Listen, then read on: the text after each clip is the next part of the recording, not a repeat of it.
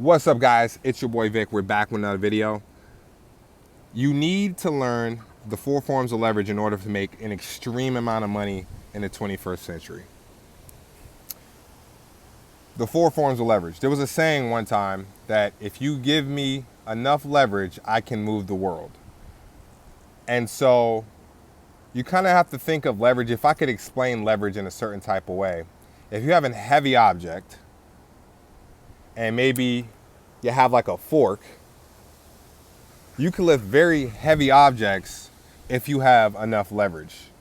And in this case, you can make a lot of money if you have a lot of leverage. Now, in order to make a lot of money, you have to understand what the 4 forms of leverage there is today in the 21st century.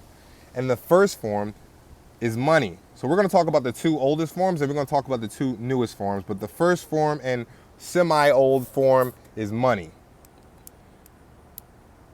If you have money, you can leverage money, right? Large amounts of capital can be deployed to make more capital. So let's think about if you had $1 million and maybe you loaned out that $1 million with 5% interest.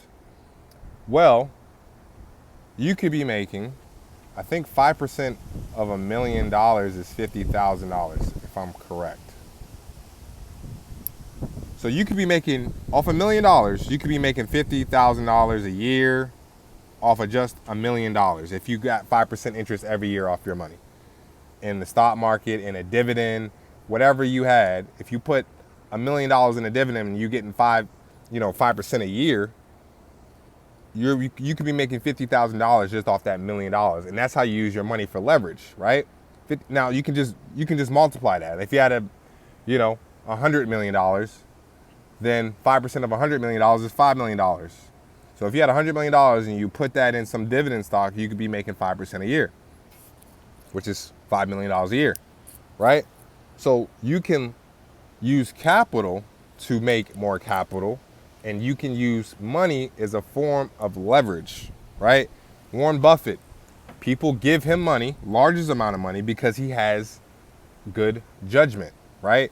If you want to get paid off of anything, get paid off your judgment. People don't ask how long you've been working here, or did you clock in today, Warren Buffett, or did you get the work done today? Nobody tells Warren Buffett when to clock in or if he ever clocks in. No, they pay him off his judgment. If you can get paid off your judgment, that's a good place to be, right? CEOs of companies get paid off their judgment. They say, okay, we're going to do this, this, and this is going to make this much money. So if anything, you need to be improving the way you judge a situation so you can get paid off that, right? But Warren Buffett uses capital to make more capital. He's in the stock market, right? He has a hedge fund, and he invests other people's money, and they make him more money, and he makes money off of that, right? You can also use money on things like house flipping. Sorry, guys, it's kind of windy out here, right? So you buy, and this is another judgment play, right? So you buy a house that you judge that you think is undervalued. Say you see a house that's selling for $100,000, but you think you could fix it up and sell it for $300,000. Well, if you have capital, you can put your money into that house, fix it up for $50,000, sell it for $300,000. You just made $150,000 off your judgment, off of just knowing. And you can make that in like 3 or 4 months, or even 6 months, or even a year. It doesn't matter, because you made $150,000 in a year. When people are doing 8 hours a day at their job, you just made $150,000 off of just a couple moves that you made. Boom, boom, boom, boom, boom. Bam, you made money, right? So learn how to use your judgment to make money, but understand that when you have money, or if you have good judgment, you can use other people's money. But when you have money, you can use that as a form of leverage in the examples I just listed, okay? So that's the first form of leverage. The second form of leverage is human capital, right? So when you have a group of people that are trying to do something or accomplish something, that is a form of leverage. Let's give you some examples for that, right? People working together is human capital. So I used to sell solar. And so with solar, you don't get paid hourly. You get paid off of your results. You get paid off of sales. So if you go out and you knock on doors and you set appointments and you finish those appointments. Come here. Coco's here. She just wants some love. Say hi, Coco. Come here. Say hi. Yeah. Yeah. All right. All right. Bye bye. Bye bye. Bye bye. So you would go out and you would knock on doors and you would set appointments so you can sell solar. Those guys weren't getting paid, but they believed in the vision and they believed in the mission to make money. And so that's what they did, right? They went out, they knocked on doors, and they set appointments, and then they eventually got those appointments set and got paid off of that, right? So that's human capital, right? Or if you look at slavery, like in America, they forced people to work for free, right?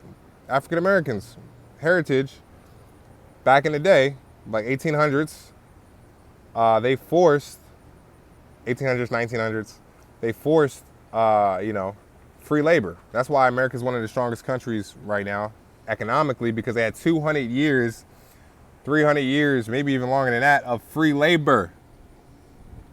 So they were able to provide things like cotton during World War II because we were picking it for free, so they can do as much as they wanted to. It's almost like a 0%, like there's no expenses because you had to feed your slaves, keep them alive, keep them strong so they can keep working, right? And they got the labor for free, so they would provide cotton during that time, during World War I and II. It's cold. And what do people need when it's cold? They need coats when it's cold. And so we were there to pick cotton for their coats. And that's how, and there are other goods that we provided around that time as well. But that's how we became an economic power, because we had free labor, human capital for free, right? And so that is the third way.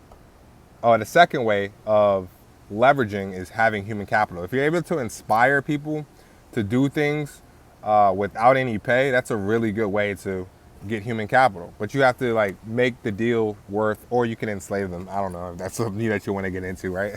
No, I'm just playing. We all know that's wrong. That's not what you're supposed to do. But it was a form of human capital, and you can use that to create wealth. Okay? So those are like the oldest forms. Now let's get into the new sexy forms. The sexy forms of capital that you can use to deploy to leverage yourself to eventually make a large amount of money. Tech and code is the new form of leverage. Code is the new form of leverage. It can be easily scaled. Just like money can be scaled, human capital can be scaled, tech can be scaled, right? So when you have, when you have tech, you can scale it very easily, right? So one piece of code can be, Coco's acting crazy again. One piece of code can be created to make a large amount of money, right? So let's look at Uber, right? Uber's a group of code, a website, an app that connects the driver with the Coco.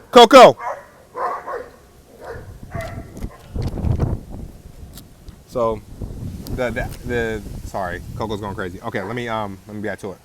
So Uber is technology, right? Uber's app is technology. It connects the driver with the person who needs a ride, right? And you can use that shit anywhere around the world as long as you have internet connection, right? So that's a way that you leverage code. Or if you look at the video games that you can buy on freaking App Store, right? Well, you get the app, right? You get that app, you get that game, and you play it, and it costs you $1. But that can spread across any phone. Whoever has a phone can use that, play that, do whatever they want to do, because that code is scalable. It can move, it can go as many times, and it's going to work with you working or not. Like whether you work or not, it's gonna be working and making you money, right?